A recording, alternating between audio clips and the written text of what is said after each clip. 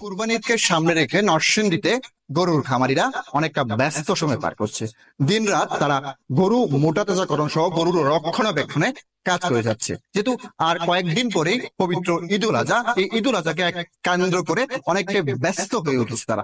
আমি নরসিংদী যে খামারগুলি রয়েছে, খামারগুলিতে ঘুরে দেখেছি। আসলে প্রত্যেকটা খামারির মধ্যেই যারা খামারি রয়েছে বা যারা খামার মালিক রয়েছে, তারা আসলে অনেকটা অক্লান্ত পরিশ্রম করছে। এর পাশাপাশি তারা সবাই বলছে যে যদি ভারতীয় গরু প্রবেশ না করে তাহলে একটা ভালো ব্যবসার সম্ভাবনা রয়েছে।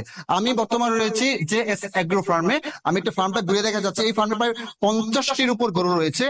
আসলে এই গরুগুলিকে আসলে যারা এই জায়গায় পরিচর্যা করছে, তারা আসলে বিভিন্ন ভাবে রক্ষণাবেক্ষণ, সুষম খাবার সহ বিভিন্ন ভাবে পরিচর্যা করে যাচ্ছে। এই যে খামারের যিনি স্বত্বাধিকারী রয়েছে, আমি তার সাথে একটু কথা বলতে চাচ্ছি। আসলে এই খামার পরিচর্যার ক্ষেত্রে বা গরু পরিচর্যার ক্ষেত্রে আসলে কি কি আসলে করছেন, বা এই গরুদের দেশীয় পদ্ধতি কি কি খাবার খাওয়াচ্ছেন বা গরু সব বুঝেছেন? আচ্ছা, আমরা গরুকে বর্তমানে আগে আমরা প্রতি বছর সারা বছরই গরুকে সবসময় যেটা বাংলা খাবার বলে, যেমন কাঁচা ঘাস, ভুসি, আমাদের নিজেদের তৈরি সাইলেজ, তো আমরা এইগুলা খাওয়াই গরুকে বড় করি। আর কুরবানি ঈদ উপলক্ষে আমরা দেখা গেছে যে 1 মাস বা 2 মাস আগে থেকে আমরা গরুর খাবারের পরিমাণটা একটু বাড়ায় দিই।